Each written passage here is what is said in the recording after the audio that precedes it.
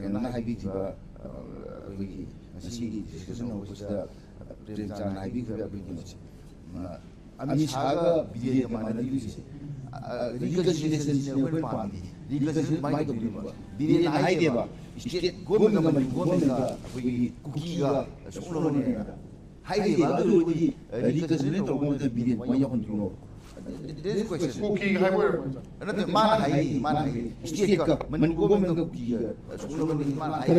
Cookie militants or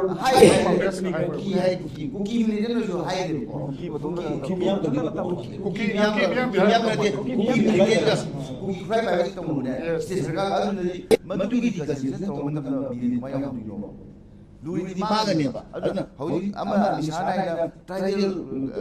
population nani haitare bo. Aduga maitei ga kuki gane masijo. Adu iradi reconciliation je kharabu kaino taweba. Ngasai gi akoi raj na mamagi kaino haibi gi ba akoi sarkar na tawudabne sarkar pai ba manipuri luksingi ba akoi birenji madab akoi ma party mo thokraeba. Aduna di reconciliation ma yakom thungti haibne ba koi haibi mamdi maji mamagju yahoni gidreba. Mamdi 2023 June ki tang kunmani da akoi amisana all parties meeting ma kawe Delhi da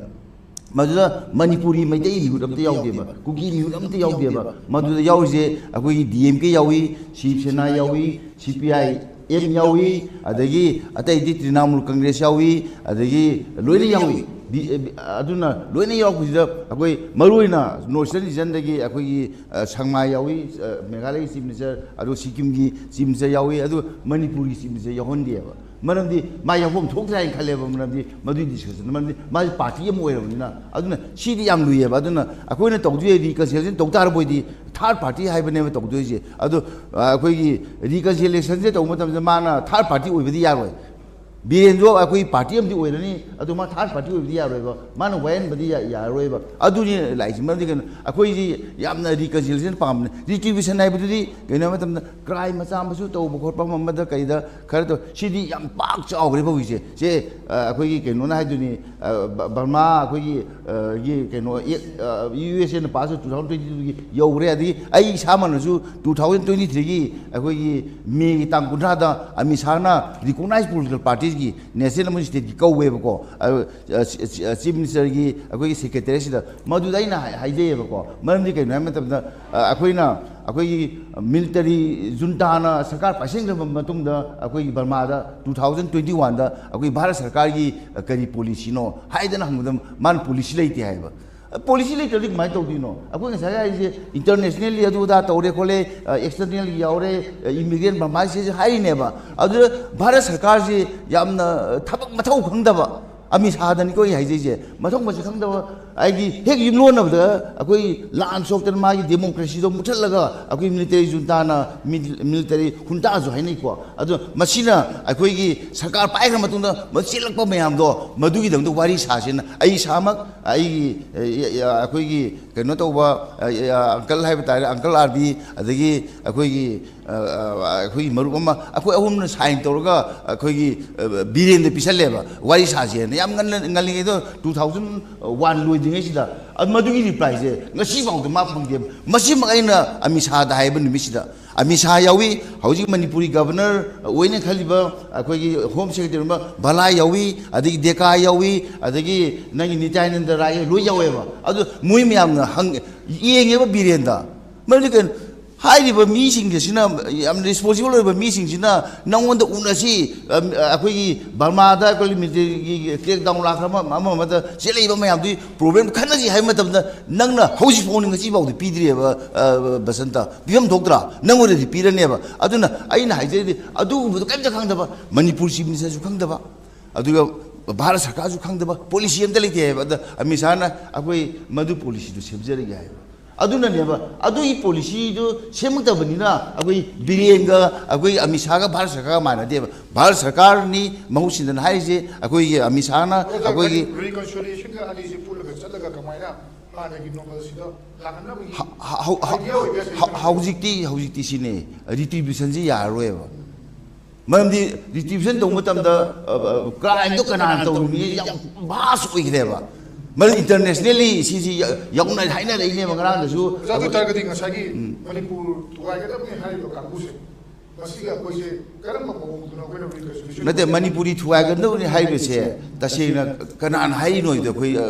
ꯑꯃ ꯆꯪꯉꯦꯕ ꯃꯔꯝꯗꯤ ꯏꯍꯥꯟ ꯍꯥꯟꯕꯗ ꯁꯤꯒꯤ ꯑꯩ ꯑꯝꯇ ꯍꯥꯏꯖꯒꯦꯕ 2023ꯒꯤ ꯃꯦꯒꯤ 3ꯗ ꯇꯧꯕꯗꯒꯤ ꯅꯦꯔꯦꯇꯤꯞꯁꯦ ꯑꯗꯨꯗ ꯂꯥꯛꯑꯝꯕꯁꯦ ꯑꯩꯈꯣꯏꯒꯤ ꯁꯦꯗꯨꯜ ꯇ꯭ꯔꯥꯏꯕ ꯗꯤꯃꯥꯟꯒꯤꯅꯦꯕ ꯂꯥꯛꯏꯁꯦ ꯑꯗꯨꯒꯤ ꯃꯇꯨꯡꯗꯗꯤ ꯄꯣꯄꯤ ꯂꯥꯛꯑꯦ ꯑꯗꯨꯒꯤ ꯃꯇꯨꯡꯗꯗꯤ ꯅꯥꯔꯀꯣ ꯇꯦꯔꯣꯔꯤꯖꯝ ꯂꯥꯛꯑꯦ ꯑꯗꯨꯒꯤ ꯃꯇꯨꯡꯗꯗꯤ ꯏꯟꯁꯔꯖꯦꯟꯁꯤ ꯂꯥꯛꯑꯦ ꯑꯗꯨꯒꯤ ꯃꯇꯨꯡꯗꯗꯤ ꯏꯃꯤꯒ꯭ꯔꯦꯁꯟ ꯂꯥꯛꯑꯦ ꯑꯗꯨꯒꯤ ꯃꯇꯨꯡꯗ ꯂꯣꯏ ꯂꯥꯛꯈ꯭ꯔꯦ ꯏꯁꯨꯁꯤ ꯌꯥꯝꯈ꯭ꯔꯦꯕ ꯂꯩꯅꯥꯁꯦ ꯃꯔꯝꯗꯤ ꯑꯩꯈꯣꯏ ꯂꯩꯅꯥꯁꯦ ꯑꯩꯈꯣꯏꯒꯤ ꯑꯣꯔꯒꯥꯟ ꯐꯦꯂꯔꯁꯦ ꯃꯜꯇꯤ ꯑꯣꯔꯒꯥꯟ ꯐꯦꯂꯔꯅꯦꯕ ꯍꯧꯖꯤꯛ ꯑꯗꯨ ꯃꯗꯨ ꯐꯦꯂꯔ ꯑꯣꯏꯔꯦ ꯑꯩꯈꯣꯏ ꯑꯅꯥꯕꯗꯨ ꯍꯦꯛꯇ ꯍꯥꯠꯇꯣꯛꯎꯗ꯭ꯔꯦꯕ ꯑꯗꯨꯗꯤ ꯌꯥꯗꯦꯕ ꯑꯩꯈꯣꯏꯅ ꯌꯦꯡꯒꯗꯧꯔꯤꯗꯤ ꯍꯧꯖꯤꯛ ꯂꯩꯔꯤꯕꯁꯤꯗ ꯂꯣꯏꯅꯃꯛꯁꯦ ꯑꯩꯈꯣꯏꯒꯤ ꯑꯍꯥꯟꯕꯗ ꯋꯥꯔꯤ ꯁꯥꯁꯦ ꯍꯥꯏꯇꯥꯔꯕꯗꯤ ꯑꯩꯈꯣꯏꯅ ꯌꯨꯅꯤꯂꯤꯇꯔꯦꯜ ꯗꯤꯀ꯭ꯂꯥꯔꯦꯁꯟ ꯑꯃ ꯗꯔꯀꯥꯔ ꯂꯩꯌꯦꯕ ꯚꯥꯔꯠ ꯁꯔꯀꯥꯔꯅ ꯅꯠꯇ꯭ꯔꯒ ꯃꯅꯤꯄꯨꯔ ꯁꯔꯀꯥꯔꯅ ꯀꯩꯒꯤꯅꯣ ꯍꯥꯏ ꯃꯇꯝꯗꯁꯦ ꯑꯩꯈꯣꯏꯒꯤ ꯏꯆꯥ ꯏꯅꯥꯎ ꯃꯥ ꯏꯔꯦꯁꯄꯦꯛꯇꯤቭ ꯑꯣꯐ ꯃꯥꯒꯤ ꯏꯊꯅꯤꯁꯤꯇꯤ ꯃꯥꯒꯤ ꯅꯥꯒꯥ ꯑꯣꯏꯁꯅꯨ ꯃꯩꯇꯩ ꯑꯣꯏꯁꯅꯨ ꯀꯨꯀꯤ ꯑꯣꯏꯁꯅꯨ ꯑꯃ ꯑꯣꯏꯁꯅꯨ ꯃꯈꯣꯏꯁꯦ ꯑꯩꯈꯣꯏꯒꯤ ꯈꯨꯟ ꯉꯥꯛꯄ ꯍꯥꯏꯅ ꯚꯤꯂꯦꯖ ꯗꯤꯐꯦꯟꯁ ꯐꯣꯔꯁ ꯍꯥꯏꯒꯦꯔꯥ ꯚꯤꯂꯦꯖ ꯄ꯭ꯔꯣꯇꯦꯛꯁꯟ ꯐꯣꯔꯁ ꯍꯥꯏꯒꯦꯔꯥ ꯂꯣꯏ ꯂꯩꯅꯈ꯭ꯔꯦꯕ ꯃꯁꯤ ꯃꯌꯥꯝꯁꯦ ꯃꯁꯤꯅ ꯀꯃꯥꯏꯅ ꯇꯧꯒꯦꯗ ꯃꯁꯤ ꯃꯈꯨꯠꯇ ꯈꯨꯠꯂꯥꯏ ꯄꯥꯏꯔ ꯂꯩꯅꯔꯤꯅꯦꯕ ꯑꯃꯅꯁꯨ ꯀꯤꯌꯦꯕ ꯆꯤꯡꯒꯤ ꯃꯤꯅꯁꯨ ꯑꯩꯈꯣꯏꯒꯤ ꯇꯝꯒꯤ ꯃꯤ ꯇꯝꯒꯤ ꯃꯤꯁꯨ ꯀꯤꯌꯦꯕ ꯑꯗꯨꯅ ꯃꯁꯤ ꯀꯤꯅꯔꯤꯕꯁꯦ ꯀꯃꯥꯏꯅ ꯂꯧꯊꯣꯛꯀꯗꯒꯦ ꯍꯥꯏꯕꯗꯨꯅꯦꯕ ꯑꯩꯈꯣꯏꯅ ꯇꯧꯗꯣꯏꯁꯦ ꯃꯗꯨ ꯍꯥꯟꯅ ꯂꯧꯊꯣꯛꯄꯗꯣ ꯃꯗꯨꯒꯤ ꯂꯧꯊꯣꯛꯄ ꯌꯥꯔꯀꯥꯟꯗ ꯂꯧꯊꯣꯛꯑꯀꯥꯟꯗꯅꯦꯕ ꯔꯤꯀꯟꯁꯤꯂꯤꯌꯦꯁꯟ ꯂꯥꯛꯀꯗꯣꯏꯁꯦ ꯀꯃꯥꯏꯅ ꯄꯅꯤꯁꯃꯦꯟ ꯍꯥꯟꯅ ꯄꯤꯔꯕ ꯄꯅꯤꯁꯃꯦꯟ ꯄꯤ ꯇꯥꯔꯗꯤ ꯑꯩꯈꯣꯏꯒꯤ ꯅꯨꯃꯤꯠꯇꯨꯗ ꯑꯩꯈꯣꯏꯒꯤ 2023ꯒꯤ ꯃꯦꯒꯤ 3ꯗ ꯃꯊꯧ ꯃꯁꯛ ꯈꯪꯗꯕꯒꯤ ꯂꯣꯏꯅ ꯉꯥꯛꯄ ꯉꯝꯗꯕꯒꯤ ꯆꯤꯐ ꯃꯤꯅꯤꯁꯇꯔ ꯁꯤꯟꯗꯣꯛꯄ ꯗꯔꯀꯥꯔ ꯂꯩꯇ꯭ꯔꯣ ꯃꯅꯤꯄꯨꯔ ꯆꯤꯐ ꯃꯤꯅꯤꯁꯇꯔ ꯁꯤꯟꯗꯣꯛꯄ ꯗꯔꯀꯥꯔ ꯂꯩꯇ꯭ꯔꯥ ꯍꯥꯏꯕ ꯃꯔꯝꯗꯤ ꯗꯤ ꯁꯤ ꯑꯃꯅ ꯅꯠꯇ꯭ꯔꯒ ꯑꯦꯁ ꯄꯤ ꯑꯃꯅ ꯃꯊꯧ ꯃꯁꯛ ꯈꯪꯗ꯭ꯔꯦꯅ ꯃꯥ ꯇ꯭ꯔꯥꯟꯁꯐꯔ ꯊꯥꯔꯤ ꯑꯃ ꯇꯧꯔꯤꯑꯕ ꯑꯗꯨ ꯑꯩꯈꯣꯏꯅ ꯍꯥꯏꯔꯤꯗꯤ ꯑꯗꯨꯅꯦꯕ ꯀꯅꯥꯗ ꯑꯩꯈꯣꯏꯒꯤ ꯀ꯭ꯔꯥꯏꯝ ꯇꯧꯔꯦꯅ ꯄꯅꯤꯁꯃꯦꯟ ꯍꯥꯟꯅ ꯄꯤꯒꯗꯧꯔꯤꯅꯣ ꯍꯧꯖꯤꯛꯇꯤ ꯃꯗꯨ ꯌꯥꯝꯈ꯭ꯔꯦꯕ ꯑꯗꯨꯅ ꯑꯗꯨ ꯂꯣꯏꯅꯃꯛꯇꯣ ꯑꯩꯈꯣꯏꯅ ꯑꯩꯈꯣꯏꯒꯤ ꯌꯨꯅꯤꯂꯤꯇꯔꯦꯜ ꯗꯤꯀ꯭ꯂꯥꯔꯦꯁꯟ ꯑꯃ ꯂꯩꯕ ꯁꯔꯀꯥꯔꯁꯤꯅ ꯃꯔꯝꯗꯤ ꯈꯨꯗꯤꯡꯃꯛꯁꯦ ꯑꯩꯈꯣꯏꯒ ꯖꯦꯅꯔꯦꯜ ꯑꯦꯝꯅꯦꯁꯇꯤ ꯑꯃ ꯄꯤꯕꯗ ꯑꯃ ꯗꯔꯀꯥꯔ ꯂꯩꯌꯦꯕ ꯃꯣꯏꯅ ꯀꯤꯍꯟꯗꯕ ꯑꯗꯨꯒ ꯃꯣꯏꯒꯤ ꯈꯨꯠꯂꯥꯏꯁꯤꯡꯗꯣ ꯀꯃꯥꯏꯅ ꯂꯧꯁꯤꯟꯒꯗꯒꯦ ꯍꯥꯏꯕꯗꯨꯅꯦꯕ ꯑꯗꯨ ꯁꯦ ꯃꯅꯤꯄꯨꯔ ꯁꯔꯀꯥꯔꯅ ꯚꯥꯔꯠ ꯁꯔꯀꯥꯔꯅ ꯍꯥꯏꯔꯤꯕ ꯑꯩꯈꯣꯏꯒꯤ ꯈꯨꯠꯂꯥꯏ ꯄꯥꯏꯕ ꯀꯥꯡꯕꯨꯗꯨꯒ ꯇꯥꯟꯅꯗꯅ ꯍꯥꯠꯅꯕ ꯐꯥꯅꯕ ꯑꯃ ꯇꯧꯕꯗꯨꯅꯦ ꯍꯧꯖꯤꯛ ꯄꯥꯝꯃꯤꯗꯤ ꯃꯅꯤꯄꯨꯔꯗ ꯄꯥꯝꯃꯤꯁꯤ ꯑꯩꯈꯣꯏꯒꯤ ꯑꯥꯔꯝ ꯐꯣꯔꯁꯦꯁꯇꯁꯨ ꯑꯩꯈꯣꯏ ꯁ꯭ꯇꯦꯠꯀꯤ ꯑꯥꯔꯝ ꯐꯣꯔꯁꯦꯁꯀ ꯑꯩꯈꯣꯏꯒꯤ ꯁ꯭ꯇꯦꯠꯀꯤ ꯄꯨꯂꯤꯁꯀ ꯑꯗꯩ ꯃꯄꯥꯟꯒꯤ ꯀꯩꯅꯣꯁꯤꯡ ꯑꯃꯠꯇ ꯃꯥꯟꯅꯗ꯭ꯔꯦꯕ ꯑꯗꯨ ꯁꯤꯒꯤ ꯃꯥꯟꯅꯗꯕꯁꯤꯡꯁꯦ ꯃꯁꯤ ꯀꯅꯥꯅ ꯃꯥꯟꯅꯗꯕ BJPꯅ ꯂꯩꯉꯥꯛꯄꯗꯩꯅꯦꯕ ꯃꯔꯝꯗꯤ ꯑꯩꯅ ꯍꯦꯛ ꯗꯤꯁꯀꯁꯟ ꯍꯥꯏꯖꯩꯑꯕ ꯂꯦꯇꯦꯁ ꯀꯩꯅꯣ ꯍꯥꯏ ꯃꯇꯝꯗ ꯑꯩꯈꯣꯏꯒꯤ ꯚꯥꯔꯠꯀꯤꯗ ꯈ꯭ꯋꯥꯏꯗꯒꯤ ꯍꯦꯟꯅ ꯀꯩꯅꯣ ꯇꯧꯔꯤꯁꯦ ꯑꯩꯈꯣꯏ ꯃꯥꯟꯅꯗꯤꯁꯦ ꯅꯔꯦꯟꯗ꯭ꯔ ꯃꯣꯗꯤ ꯑꯃꯤꯠ ꯁꯥꯍ ꯑꯗꯒꯤ ꯔꯥꯖꯅꯥꯊ ꯍꯥꯏꯗꯤ home minister political party or ꯆꯤꯡꯕꯨꯁꯤꯡꯅ ꯅꯠꯇꯦ ꯄꯣꯂꯤꯇꯤꯀꯦꯜ ꯄꯥꯔꯇꯤ ꯇꯧꯈꯤꯁꯦꯕ ꯇꯧꯕꯒꯤ ꯃꯍꯨꯠꯇ ꯁꯖꯦꯁꯟ ꯍꯥꯏꯕ ꯇꯥꯔꯦ ꯅꯠꯇꯦ ꯑꯩꯈꯣꯏꯗꯤ ꯄꯥꯔꯇꯤ ꯅꯠꯇꯦ ꯍꯧꯖꯤꯛ ꯍꯥꯏꯔꯤꯕ ꯉꯁꯥꯏꯒꯤ ꯚꯥꯔꯠ ꯁꯔꯀꯥꯔ ꯑꯃꯤꯠ ꯁꯥꯍ ꯃꯣꯗꯤ ꯑꯗꯨꯒ ꯅꯪꯒꯤ ꯔꯥꯖꯅꯥꯊ ꯕꯤꯔꯦꯟ ꯑꯃꯗꯤ ꯑꯩꯈꯣꯏꯒꯤ BJPꯒꯤ ꯄ꯭ꯔꯁꯤꯗꯦꯟ ꯅꯗꯥꯁꯤ ꯃꯈꯣꯏ ꯃꯉꯥꯁꯤ ꯆꯨꯡꯁꯟꯅꯕ ꯗꯔꯀꯥꯔ ꯂꯩꯌꯦꯕ ꯃꯔꯝꯗꯤ ꯃꯁꯤꯗ ꯄꯥꯔꯇꯤꯁꯨ ꯌꯥꯎꯔꯤꯑꯕ ꯃꯔꯝꯗꯤ ꯀꯩꯒꯤꯅꯣ ꯍꯥꯏꯕ ꯃꯇꯝꯗ ꯀꯨꯀꯤꯒꯤ MLA 10ꯁꯦ BJPꯒꯤ ꯃꯦꯝꯕꯔ ꯆꯪ ꯂꯥꯎꯕ ꯑꯩꯈꯣꯏꯒꯤ 9 ꯌꯥꯎꯔꯤꯑꯕ ꯃꯈꯣꯏꯗꯣ JDUꯗꯩ ꯆꯪꯉꯛꯄ ꯌꯥꯝ ꯑꯃ ꯑꯗꯨꯅ ꯃꯗꯨ ꯄꯥꯔꯇꯤꯅ ꯀꯔꯤ ꯑꯦꯛꯁꯟ ꯂꯧꯒꯗꯒꯦ ꯍꯥꯏꯕꯗꯣ ꯑꯗꯨꯁꯨ ꯂꯧꯐꯝ ꯊꯣꯛꯏꯑꯕ ꯑꯗꯩ ꯑꯃꯅ ꯍꯧꯖꯤꯛ ꯇꯧꯔꯤꯁꯤꯀꯣ ꯑꯩꯈꯣꯏꯒꯤ ꯑꯥꯔꯃꯤꯒ ꯑꯩꯈꯣꯏꯒꯤ ꯀꯩꯅꯣꯁꯤꯡꯁꯤꯒ ꯃꯥꯟꯅꯗ꯭ꯔꯦꯕ ꯑꯩꯈꯣꯏꯒꯤ ꯁ꯭ꯇꯦꯠ ꯐꯣꯔꯁꯀ ꯃꯥꯟꯅꯗ꯭ꯔꯦꯕ ꯃꯁꯤ ꯃꯥꯟꯅꯗꯦ ꯁ꯭ꯇꯦꯠ ꯐꯣꯔꯁꯁꯦ ꯑꯩꯈꯣꯏ ꯍꯣꯏ ꯃꯅꯤꯄꯨꯔꯤ ꯁꯔꯀꯥꯔ ꯄꯥꯏꯔꯤꯕ ꯑꯩꯈꯣꯏꯒꯤ ꯁꯤꯔꯤ ꯕꯤꯔꯦꯟꯅ ꯑꯩꯈꯣꯏ ꯃꯔꯨ ꯕꯤꯔꯦꯟꯅ ꯃꯍꯥꯛꯅ ꯍꯣꯝ ꯃꯤꯅꯤꯁꯇꯔ ꯑꯣꯏꯔꯒꯁꯨ ꯃꯁꯤ ꯑꯩꯈꯣꯏꯒꯤ ꯑꯆꯧꯕ ꯍꯣꯝ ꯃꯤꯅꯤꯁꯇꯔꯗꯤ ꯑꯃꯤꯠ ꯁꯥꯍꯅ ꯄꯥꯏꯗꯦꯕ ꯃꯈꯣꯏ ꯃꯌꯥꯝ ꯆꯨꯡꯁꯟꯅꯔꯀꯥꯟꯗ ꯀꯔꯤ ꯇꯧꯒꯗꯒꯦ ꯀꯣꯑꯣꯔꯗꯤꯅꯦꯁꯟ ꯌꯥꯝꯅ ꯆꯥꯎꯕ ꯀꯣꯑꯣꯔꯗꯤꯅꯦꯁꯟ ꯑꯃꯗꯤ ꯃꯣꯏ ꯃꯉꯥ ꯀꯣꯑꯣꯔꯗꯤꯅꯦꯁꯟ ꯑꯩꯅ ꯍꯥꯏꯔꯤꯕ ꯃꯉꯥꯁꯦ ꯑꯩꯈꯣꯏꯅ ꯃꯊꯪ ꯔꯥꯎꯟꯗ ꯑꯃꯨꯛ ꯂꯥꯛꯆꯒꯦ ꯃꯇꯝꯒꯤ ꯀꯣꯟꯁꯇꯦꯟꯠ ꯂꯩꯕ ꯍꯥꯏꯕ ꯇꯥꯔꯦ ꯑꯣꯏꯕꯁꯦ ꯃꯇꯝꯁꯨ ꯂꯩꯇ꯭ꯔꯦ ꯑꯣꯖꯥ ꯁꯥꯟꯇ ꯇꯦꯟꯇꯛꯅ ꯉꯁꯥꯏ ꯑꯣꯖꯥ ꯁꯥꯟꯇꯗꯤ ꯔꯤꯀꯟꯁꯤꯂꯦꯁꯟ ꯀꯟꯅ ꯍꯥꯏꯖꯈꯤꯕꯅꯤ ꯑꯗꯨꯕꯨ ꯔꯤꯇ꯭ꯔꯤꯕ꯭ꯌꯨꯁꯟ ꯍꯥꯏꯕ ꯑꯃ ꯂꯥꯛꯑꯕꯅꯤꯅ ꯇꯦꯟꯇꯛꯅ ꯑꯣꯖꯥ ꯑꯩꯈꯣꯏꯒꯤ ꯑꯃꯤꯠ ꯁꯥꯍꯅ ꯚꯥꯔꯠ ꯁꯔꯀꯥꯔꯅ ꯃꯅꯤꯄꯨꯔꯒꯤ ꯕꯤꯔꯦꯟꯁꯤ ꯌꯥꯎꯍꯟꯗꯦ ꯍꯥꯏꯕꯗꯣ ꯑꯩꯈꯣꯏꯒꯤ ꯀꯩꯅꯣꯅꯤꯗ ꯑꯩꯈꯣꯏ ꯀꯪꯒ꯭ꯔꯦꯁꯁꯤꯗ ꯑꯩꯅ ꯌꯥꯝ ꯐꯖꯕ ꯑꯃꯅ ꯃꯇꯝꯗ ꯑꯩꯈꯣꯏ ꯂꯣꯏꯅꯃꯛ 10 ꯄꯣꯂꯤꯇꯤꯀꯦꯜ ꯄꯥꯔꯇꯤ ꯃꯤꯁꯤꯡꯁꯦ ꯃꯇꯝꯗ ꯏꯟꯗꯤꯌꯥ ꯕ꯭ꯂꯣꯛ ꯁꯦꯝꯗ꯭ꯔꯤ 10 ꯄꯣꯂꯤꯇꯤꯀꯦꯜ ꯄꯥꯔꯇꯤ ꯃꯤꯁꯤꯡꯁꯦ ꯗꯤꯜꯂꯤꯗ ꯂꯣꯏ ꯂꯩꯌꯦꯕ ꯂꯩꯕꯁꯤꯗ ꯑꯩꯈꯣꯏꯒꯤ ꯑꯃꯤꯠ ꯁꯥꯍꯅ ꯑꯩꯈꯣꯏ ꯖꯨꯟꯒꯤ ꯇꯥꯡ 14ꯗ 2020 ꯀꯧꯔꯛꯄꯁꯤꯗ ꯑꯩꯈꯣꯏꯒꯤ ꯀꯪꯒ꯭ꯔꯦꯁꯀꯤ ꯁꯦꯟꯇ꯭ꯔꯦꯜ ꯂꯤꯗꯔꯁꯤꯞ ꯈꯟꯅꯔꯒ ꯃꯅꯤꯄꯨꯔꯒꯤ ꯇꯧ ꯇꯥꯔꯗꯤ ꯑꯩꯈꯣꯏꯒꯤ ꯀꯩꯅꯣꯍꯣꯏ ꯂꯩꯔꯤ ꯔꯥꯃꯦꯁ ꯍꯣꯏ ꯀꯔꯤ ꯌꯥꯝ ꯂꯩꯔꯤꯑꯕ ꯕꯦꯅꯨꯒꯣꯄꯥꯜ ꯍꯣꯏ ꯃꯣꯏꯅ ꯆꯠꯄ ꯌꯥꯏꯕ ꯃꯅꯤꯄꯨꯔꯤ ꯈꯟꯅ ꯇꯥꯔꯕꯣꯏꯗꯤ ꯏꯕꯣꯕꯤꯅ ꯑꯩꯈꯣꯏ ꯀꯪꯒ꯭ꯔꯦꯁꯁꯤ ꯔꯤꯄ꯭ꯔꯦꯖꯦꯟ ꯇꯧꯒꯗꯧꯅꯤ ꯏꯕꯣꯕꯤ ꯊꯥꯏꯌꯦꯕ ꯑꯗꯨ ꯌꯥꯝ ꯐꯩ ꯃꯅꯤꯄꯨꯔꯗ ꯑꯩꯈꯣꯏ ꯊꯣꯛꯆꯔꯤꯕ ꯃꯗꯨꯒꯤ ꯔꯤꯄꯣꯔꯠꯇꯣ ꯐꯖꯅ ꯊꯝꯒꯗꯧꯁꯤꯗꯤ ꯃꯅꯤꯄꯨꯔꯒꯤ ꯆꯤꯐ ꯃꯤꯅꯤꯁꯇꯔꯅꯦꯕ ꯕꯤꯔꯦꯅꯦꯕ ꯑꯩꯈꯣꯏꯒꯤ ꯑꯣꯅꯔꯦꯕꯜ CMC ꯅꯦꯕ ꯑꯗꯨ ꯃꯥ ꯌꯥꯎꯍꯟꯗꯦꯕ ꯃꯥ ꯌꯥꯎꯍꯜꯂꯒ ꯃꯥꯅ ꯐꯖꯅ ꯊꯝꯒꯗꯧꯕ ꯔꯤꯄꯣꯔꯠꯅꯦꯕ ꯃꯁꯥꯒꯤ ꯔꯤꯄꯣꯔꯠꯇꯣ ꯊꯝꯃꯟꯗꯕꯗꯣ ꯑꯗꯨꯅꯤꯗ ꯃꯥꯒꯤ ꯏꯊꯣꯛꯇꯅ ꯊꯝꯃꯤ ꯍꯥꯏꯕꯤꯔꯣ ꯉꯁꯥꯏꯒꯤ ꯑꯩꯅ ꯍꯥꯏꯖꯈꯤꯕ ꯍꯥꯏꯕ ꯇꯥꯔꯦ ꯕꯣꯠ ꯗꯤꯁꯇ꯭ꯔꯤꯕ꯭ꯌꯨꯁꯟ ꯑꯦꯟ ꯔꯤꯀꯟꯁꯤꯂꯦꯁꯟꯁꯤ ꯄꯨꯟꯅ ꯆꯠꯃꯤꯟꯅꯔꯒ ꯀꯃꯥꯏꯅ ꯇꯧꯗꯅ ꯑꯩꯈꯣꯏꯒꯤ ꯅꯣꯔꯃꯦꯜꯁꯤꯗ ꯍꯟꯖꯤꯜꯂꯛꯄ ꯌꯥꯒꯗꯒꯦ ꯍꯥꯏꯕꯗꯣ ꯂꯥꯁ ꯔꯤꯃꯥꯔꯛ ꯑꯣꯏꯅ ꯊꯝꯕꯤꯌꯨ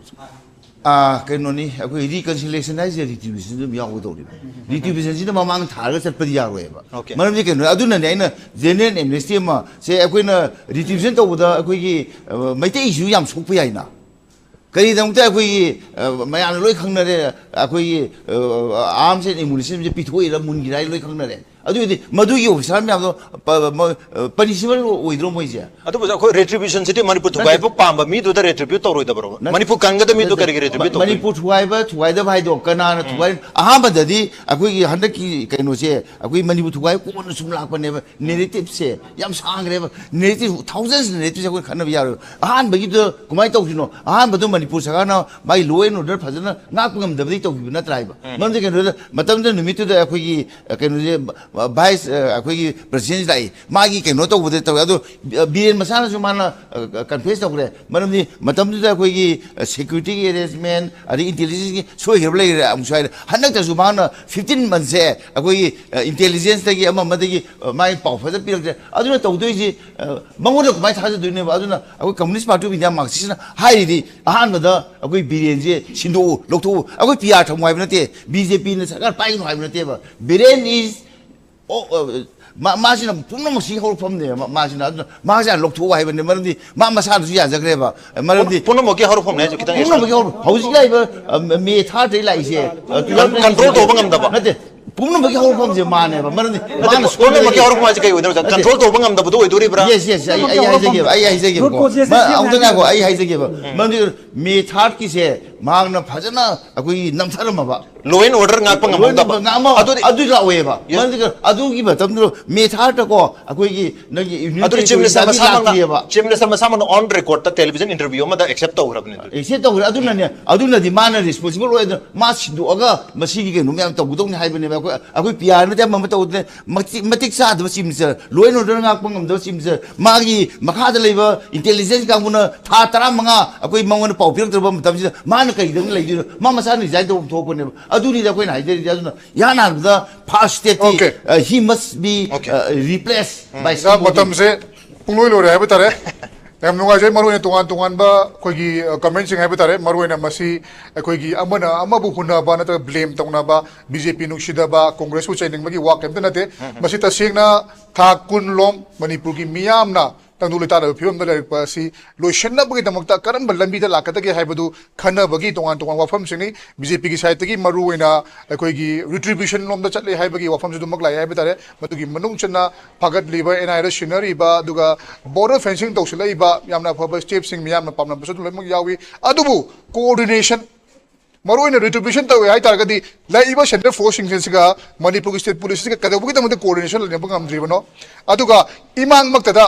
mi pha ki ba mi ha thi matam da pha ba ngam driba karigino operation to ngam driba karigino hai ba wafam sidi ai khaktagi na tana miyam pum na hangna ba tabani aduga amarom da congress side ta ki shu aduga tongan politicians party singi mai kai da ki shu hai ba tare reconciliation se tawna bagi da makta tongan ba even burma ek bo yeng ba yarak pa maram di geopolitics mi tarak pa aduna maram ora kanta india government ki yamna chawpa role ma lak pa adumakpu timing asida Amit Shah amadi ekoi chief minister ani gi motsi manahaning bagi adugum pin ba kholau to miya ma lauri ba okay state amadi ekoi center ani mag on the same page hai tar same page le haning bagi wapum doni miya ma pami se and matang thuna lengang so lokhat pa ba action se lokhat pi ba maduni miya pami se aroi ba sida koi panelist mani pu thaga phondok chari and wish you a very happy new year lo se lakpa sida koi